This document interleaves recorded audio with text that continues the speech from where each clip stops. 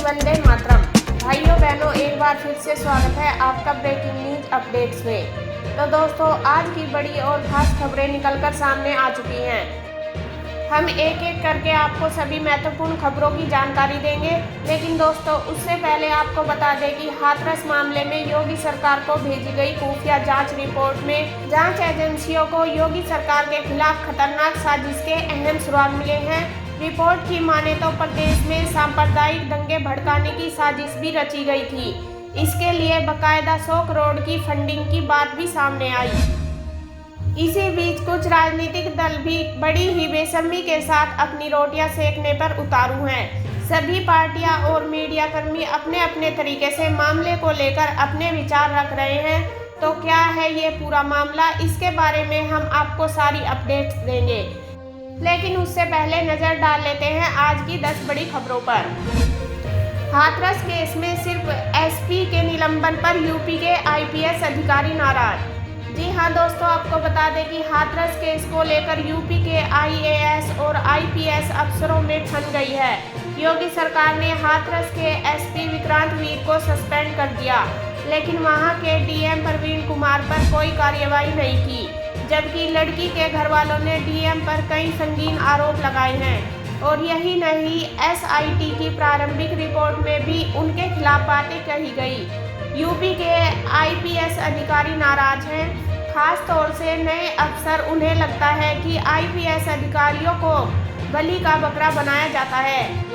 एक जिले के एसपी ने कहा, जब गलती एक तरह की तो फिर सजा सिर्फ हाथरस के एसपी को ही क्यों। यूपी में आईपीएस अफसरों का एक व्हाट्सएप ग्रुप है, जिसमें राज्य के डीजीपी से लेकर एसपी रैंक के अफसर तक जुड़े हैं। जैसे ही सरकार ने हाथरस के एसपी विक्रांत वीर को निलंबित करने का फैसला सुनाया, इस व्हाट्सएप ग्रुप में हलचल बढ़ गई। राजस्थान के रहने वाले एक आईपीएस ने इस मुद्दे पर एसोसिएशन की बैठक बुलाए जाने की मांग की। हाथरस कांड के बहाने योगी सरकार के खिलाफ बड़ी साजिश का पर्दाफाश। जी हां दोस्तों, आपको बता दें कि हाथरस मामले में योगी सरकार को भेजी गई खुफिया जांच रिपोर्ट में कई चौंकाने वाले तथ्य सामने आए हैं। जांच एजेंसी को योगी सरकार के खिलाफ खतरनाक साजिश के अहम सुराग मिले हैं। हाथरस के बहाने योगी सरकार को बदनाम करने के लिए बड़ी साजिश रचने की बात सामने आई। राज्य सरकार की सतर्कता से यूपी में जातीय विद्वेष फैलाने की साजिश नाकाम हुई। खुफिया रिपोर्ट की माने तो प्रदेश में सांप्रदायिक दंगे भड़काने की साजिश भी रची गई थी। इसके लिए बकायदा 100 करोड़ की फंडिंग की बात भी सामने आई। सुशांत सिंह राजपूत की मौत पर एम्स ने the final report. Kangana Ranaut ने उठाए सवाल। जी हां दोस्तों, आपको बता दें कि दिल्ली स्थित एम्स ने एक्टर सुशांत सिंह राजपूत की हत्या के शक को खारिज करते हुए उसे आत्महत्या करार दिया है। सुशांत की मौत के मामले में शुरू से ही मुखर बॉलीवुड स्टार कंगना रनौत ने इस रिपोर्ट के बाद एक 4 ट्वीट किए। इन ट्वीट में उन्होंने इस मामले में फिर से नए सवाल खड़े कर दिए।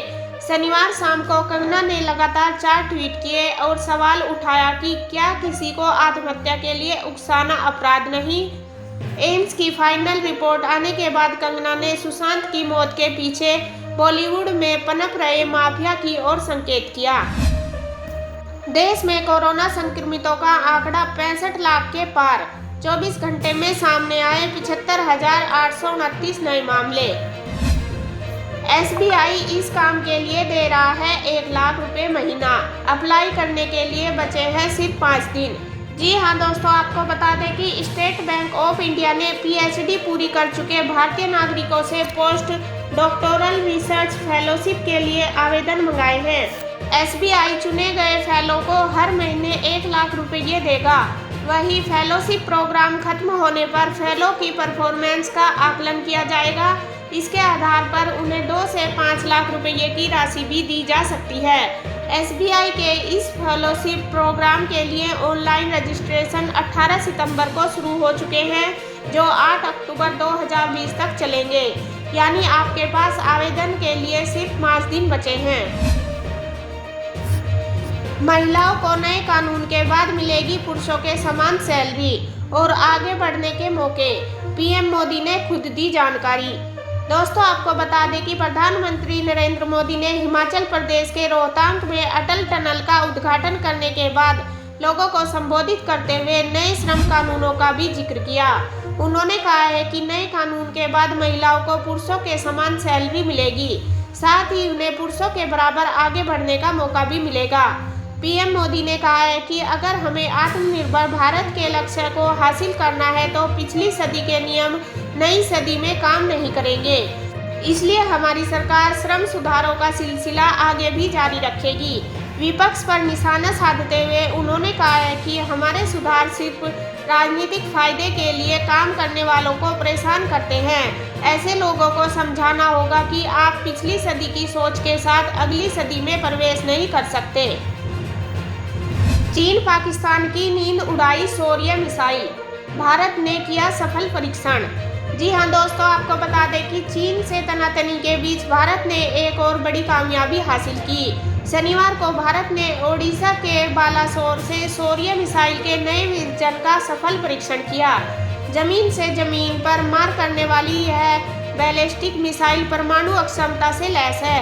यह मिसाइल 800 किलोमीटर दूर तक टारगेट को तबाह कर सकती है। यह मिसाइल मौजूदा मिसाइल सिस्टम को मजबूत करेगी और संचालन में हल्की व आसान है। भारत ने इस आधुनिक मिसाइल का परीक्षण ऐसे समय पर किया है जब LAC पर चीन के साथ तनाव चरम पर है। भारतीय रेलवे का कोरोना बचाव को लेकर बड़ा फैसला, अब AC कोच में नहीं मिलेगा कंबल। दोस्तों आपको बता दें कि दुनिया के कई देशों में कोरोना वायरस का कहर तेजी से फैल रहा है। इसके कारण हजारों लोगों की जानें जा चुकी हैं। भारत में कोरोना वायरस के बढ़ते खतरे के मद्देनजर रेलवे ने भी कई तैयारियां कर ली हैं ताकि रेल में यात्रा करने वाले यात्री इस बीमारी को लेकर जागरूक हो और सुरक्षित यात्रा कर सके। भारतीय रेल ने कोरोना वायरस से बचाव के लिए बड़ा फैसला लिया है। रेलवे ने यह फैसला किया है कि कोरोना के प्रकोप से बचने के लिए कोच एटेंडेंट अब बोगी में यात्रियों को बेडरोल के साथ कंबल नहीं देंगे। इसकी शुरुआत भी कर दी गई है। भारतीय रेलवे अब AC कोचों का तापमान 25 डिग्री सेल्सियस पर फिक्स रखेगा ताकि यात्रियों को बोगी में कंबल की आवश्यकता न पड़े। झारखंड, बिहार और बंगाल के लिए 15 अक्टूबर से शुरू होने जा रही हैं 100 नई ट्रेनें। दोस्तों आपको बता दें कि कोरोना संकट की वजह से यदि आप लंबे अरसे से घर से बाहर फंस गए हैं तो अब आपके लिए घर जाना आसान होने वाला है। भारतीय रेलवे ने आपके लिए बहुत ही बड़ी खुशखबरी दी है, खासकर झारखंड, बिहार और बंगाल में रहने वाले लोगों के लिए। दुर्गा पूजा, दशहरा, दीपावली और छठ पर्व को देखते हुए भारतीय रेलवे ने इन 3 राज्यों को जोड़ने वाली 100 ट्रेनें चलाने का ऐलान कर दिया। त्योहारों के मौसम में पहले भी भारतीय रेलवे स्पेशल ट्रेनें चलाता रहा है, खासकर दुर्गा पूजा, दीपावली और छठ के दौरान। दरअसल इन फेस्टिव सीजन में रेल यात्रियों की संख्या काफ़ी बढ़ जाती है। रेलवे की कमाई भी अच्छी खासी हो जाती है। लोन लेने वालों के लिए बड़ी राहत, ब्याज की छूट देगी केंद्र सरकार। जी हां दोस्तों, आपको बता दें कि केंद्र सरकार ने लोन लेने वालों को बड़ी राहत दी है। ये जानकारी केंद्र सरकार ने सुप्रीम कोर्ट को दी है। केंद्र सरकार ने सुप्रीम कोर्ट में हलफनामा दाखिल कर कहा है कि education, MSME, home, consumer, car loan पर लागू चक्रवृद्धि ब्याज को माफ किया जाएगा। इसके अलावा क्रेडिट कार्ड बकाया पर भी ये ब्याज वसूली नहीं की जाएगी। केंद्र सरकार ने कहा है कि कोरोना वायरस महामारी के कारण ब्याज की छूट का भार वहन सरकार करे, यही केवल समाधान है। इसके साथ ही केंद्र सरकार ने कहा है कि उपयुक्त अनुदान के लिए संसद से अनुमति मांगी जाएगी। 15 अक्टूबर से इन शर्तों पर खुलेंगे स्कूल, सरकार ने जारी की गाइडलाइंस। दोस्तों आपको बता दें कि भारत सरकार के शिक्षा मंत्रालय ने स्कूल, कॉलेज खोलने को मंजूरी दे दी है। शिक्षा मंत्रालय ने ऑनलाइन 5.0 के लिए गाइडलाइंस को लेकर ट्वीट किया और विस्तार से हर बात की जानकारी दी गई। जारी निर्देश के अनुसार स्कूल, कॉलेज और एजुकेशन संस्थान 15 अक्टूबर के बाद कंटेनमेंट जोन में फिर से खोलने का विकल्प चुन सकते हैं। लेकिन सटीक तरीके राज्य सरकारों के निर्णय के अनुसार होगी। ज़्यादातर माता पिता अपने बच्चों को स्कूल भेजने के लिए तैयार नहीं है जब तक कि कोविड-19 का खतरा पूरी तरह से खत्म नहीं हो जाता। ऐसे में स्कूलों में जाने के लिए बच्चों के माता पिता की अनुमति भी जरूर होगी। दोस्तों, अगर आप भारत के रहने वाले हैं तो नीचे कमेंट में जय हिंद जरूर लिखें। दोस्तों, मैं आपके लिए नई नई खबरें हमेशा लाती रहूँगी। मेरी हर खबर देखने के लिए मेरा चैनल सब्सक्राइब करना न भूलें। वीडियो देखने के लिए धन्यवाद। मिलते हैं अगली वीडियो में। आपका दिन शुभ हो।